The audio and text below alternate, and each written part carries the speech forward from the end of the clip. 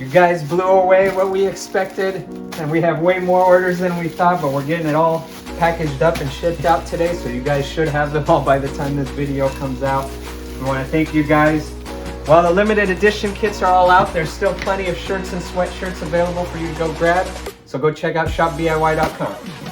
Hey guys, welcome back to Build It Yourself. If you're new to the channel, welcome to the channel. Last year we got a lot done.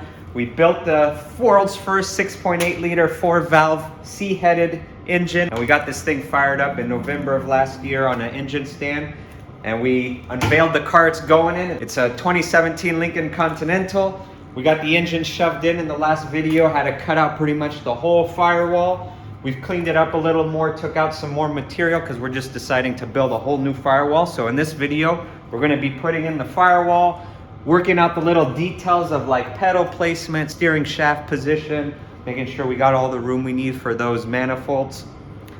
It's not gonna be manifolds, I promise, for those headers. So we've mounted up back the crossbar beam for the IP and the steering rack or the steering column up there, so we can make sure we have the geometry for the steering where we want it to be. It's not gonna be as simple as we thought. We're doing a 3-piece design here. We'll work through, show you guys what we were thinking of, and then we'll be fabbing up a new crossmember because we cut out that firewall crossmember, so making a new crossmember, getting the pedals to fit, getting the ergonomics right, and hopefully putting the whole interior back into this thing when it's all done. So that's the goal with this. So with that, let's get to working on the steering.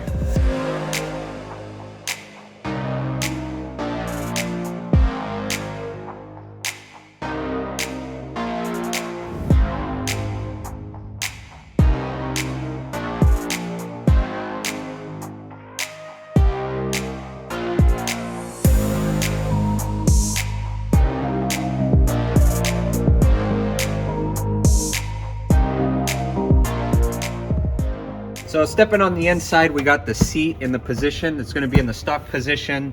The steering column is going to be in the stock position. So we just have to line up the steering column output shaft for the steering down to the S550 rack. So we have the Mustang rack there, and we have an intermediate shaft from the Mustang. We're going to mount the S550 intermediate shaft to the Continental steering column, and we want to get as much clearance as we can down there for the exhaust, planning for that, and make sure we have room for the pedals. So originally we had thought we could get away with just using the column shaft coming out, deleting this bearing, and then we have another U-joint at the bottom from this stock Mustang shaft. So the thought was we could cut this basically and extend this and weld it. But as you can see, what that happens is it puts the shaft very close to the head here, and it doesn't give us very much clearance for exhaust. So it'd be most simple if we could do a 2 U-joint system like this. You don't need an intermediate support bearing, but of course nothing's as easy as you hope. So what we have to do now is add this bearing back in, and that's what that's going to allow us to do, is move this shaft way over to the side like this. So now we have 1 U-joint up here, 1 U-joint there, 1 U-joint at the bottom. We need to add a support bearing to support this intermediate shaft to allow it to, when it spins, it doesn't flop everywhere. But this is, we think, the best way to do it. It gets us more clearance to the engine, gets us more clearance for exhaust. So this is the route we're going to take. So we're going to be running a Heim joint. This is a 3/4 inch Heim joint. We're going to be modifying this shaft, this intermediate one, to allow us to put the Heim joint onto this. And then this will get bolted basically to the car somewhere. We'll have to make up a kind of bracket.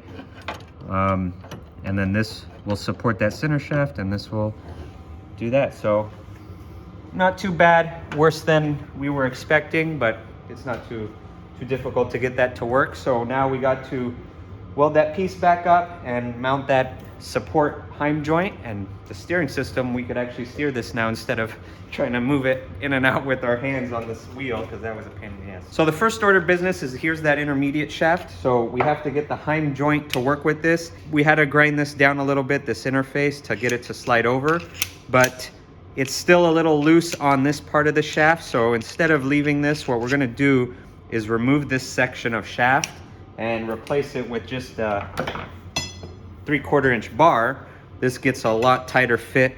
It's a lot nicer. So we'll replace this bar with this piece just to make it cleaner. And then this will allow us to put the Heim joint located in space, and this will support that center shaft. Using the bandsaw to cut off the ends of the steering shaft helped to make sure that we ended up with straight and clean cuts. Any misalignment could lead to steering binding up and potential failure points. So we made sure we aligned and secured the ends of the shaft prior to welding them together. We also put big grooves on the weld joints to ensure penetration.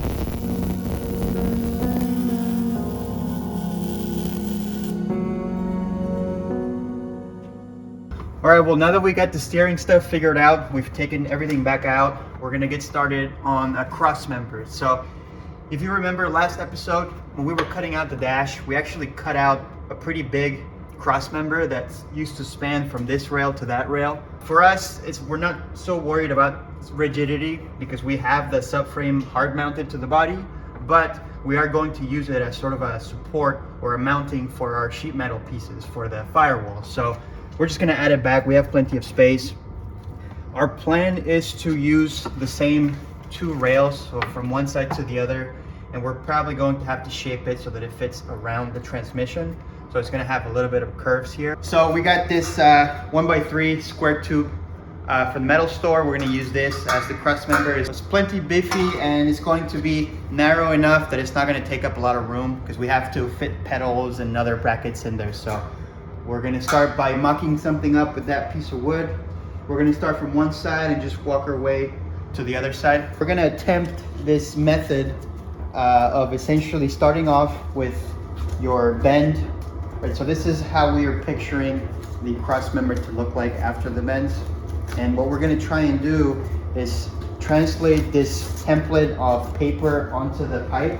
And what you wanna do is draw out slivers, and once you cut them on the paper and translate it to a flat panel, then it essentially turns into wedges that you have to cut out, then you bend it by hand, and it should theoretically come out to this shape. So we'll try it out, we'll see. Our confidence level in this method was relatively low, but seemed easy enough, it was worth a shot.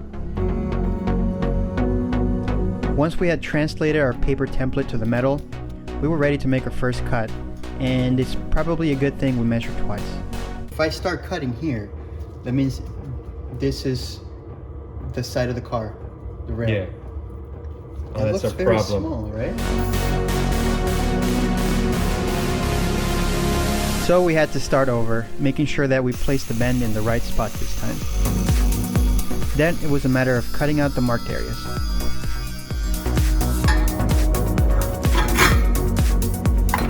All right, so now with all the wedges cut out, we should be able to bend this. Oh, yeah. Bada bing, bada boom. It looks pretty good to me. So now we just gotta cut this side and we should have the template we made. Nice.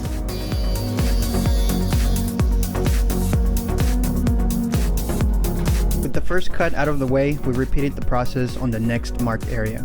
Having both cuts done, we could finally bend the material to give us the shape we needed, which came out surprisingly close to the template.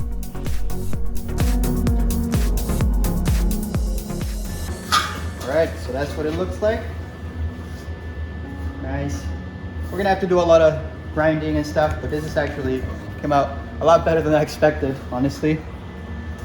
So now we just have to measure out where the other bend starts and where it ends, and cut it to size, weld it all around, put it in the car.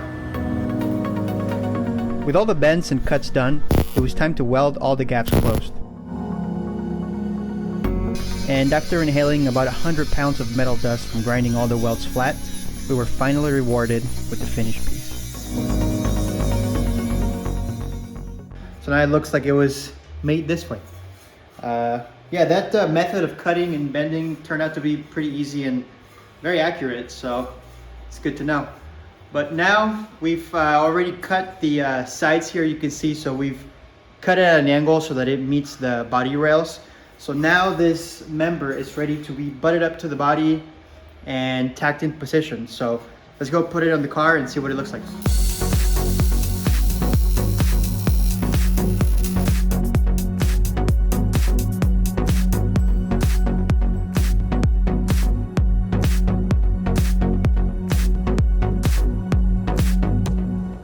So as you can see, we got the engine pulled out, engine and tranny on the whole cradle assembly here. So we just rolled that out so we could get to here to finish working on the firewall. We finished welding in the beam.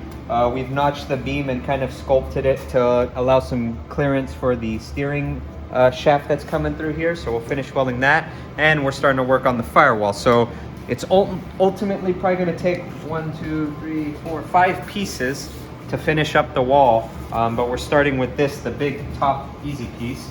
So we got it cut out in cardboard, and we got some beautiful shapes going on here. So this is how it's going to go. We're going to have to make a lip here on the top and bottom to weld it into place, and then we're going to emboss or roll these shapes in. And you might be wondering how we're going to do that. And we actually got a new little tool here called a bead roller. So this is a bead roller. It's a hand crank one. It's got these 2 rollers. You can see we've already played with it. We made this part in here. So this is the plan, to emboss or roll this like indent shape into the firewall and have them, you know, it adds some rigidity. It also looks pretty cool. So we're gonna have those in those areas. So this is our metal sheet. We got a big full 4x10 sheet, overkill, but hey, why not? So we're gonna transfer these designs onto this sheet. We're using 18 gauge steel, and yeah, we're gonna get to work making it look pretty. In typical DIY fashion, we used what we had on hand, like a hole saw and piping, as templates to make radius corners for our shapes. Once we were happy with the design, we took our metal to the bead roller to start forming the shapes. We had practiced on smaller pieces, but this was such a long piece that we soon realized this was going to be a little more tricky than simply trying to follow the lines. So we got our first half shape in. We actually have to stop halfway through because we have to reverse the dies. And we can't go all the way around because this isn't deep enough. So we're gonna flip the dies, reverse the direction, and hopefully we can line these up perfectly so you can't see what we did. Getting the hang of it took a bit of practice, but we took our time making sure we followed the lines and got all 3 shapes formed into the metal. Definitely not the straightest lines you'll ever see, but for our first piece, I'd say we did pretty well. With the shapes done, we got the metal ready for the next step, which was to bend the flanges. So we want to flange the top and the bottom to weld it into position. So what we're working on is the bottom flange. So you can see we cut out this section here. This we cut out as well. So this is for the steering shaft to go through. So that's going to stay cleared, and then we're going to flange this 90 degrees on these surfaces. And then we remove this section because we don't have the tooling to be able to extrude this or bend this into the flange we need on a curved surface. So the plan is going to be to just post weld a flange onto here and then grind it smooth. We got ourselves a set of body hammers from Harbor Freight. These hammers have a nice and flat surface to hammer our flanges with. We used a set of C-clamps to hold the firewall in between 2 flat surfaces to form the metal. With the flanges made, we test fitted the firewall, and we noticed a few issues right away. The steering shaft hole wasn't lining up, and the lines on the shapes we formed were not very sharp at all. We could probably make this work if we really wanted to, but if we want to go to SEMA, Which we do. we're gonna cut it. I mean, you can't even see this. Like, if you keep this tray, put this tray back on. you don't even see it. No, But you know, from here obviously, but yeah, once you put that on there, which the goal is to reuse that, you know, when the car is done, you really can't see it unless you stand like 6 feet away from the car. And even then, there's going to be an engine, exhaust, but we know it's there. We want to make it look good. After working on this one panel for pretty much an entire week, we've gained huge respect for people that do this for a living and do it well. Needless to say, there is a huge learning curve with sheet metal work. and the level of detail required to make things look good, what's definitely underrated on our part. When bead rolling the second panel, we went extra slow to make sure our lines were as straight as possible. This time around, the panel looked 10 times better.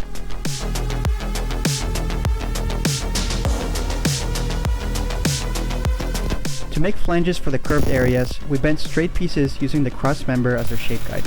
We then welded those pieces back to the firewall and grinded away the welds.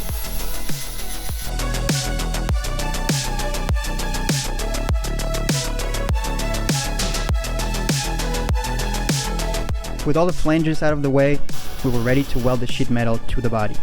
Using both the Crossmember and the windshield flange as the supports, we spot welded the flanges of our panel to the body.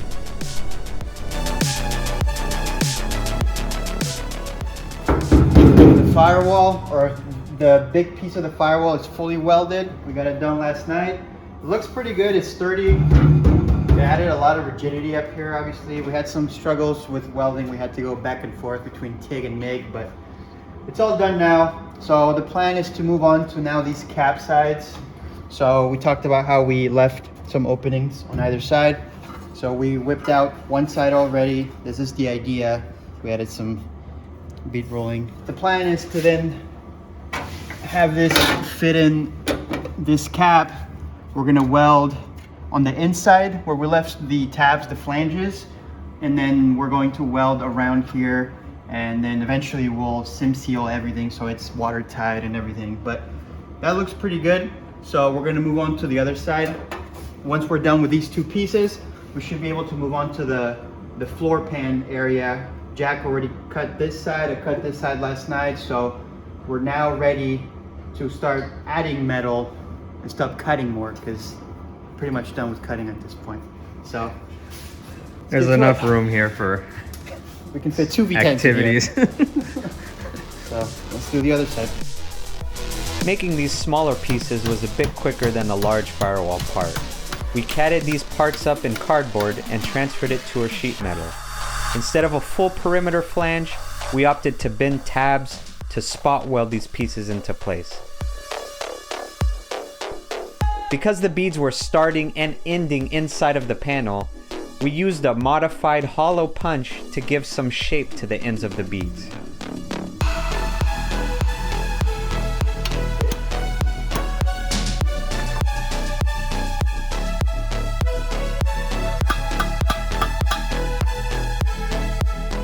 All right, well, second piece is done. So now we have both end caps complete. Came out pretty good. We messed up on this one a little bit, so we had to add extra material and redo this bit. So it's a little bit rough on this edge, but once it's all painted and stuff, you'll never tell. So now, these are gonna go in the car. We're gonna weld them in place, and the firewall, or at least the top half of the firewall, will be 100% done. Or 90%.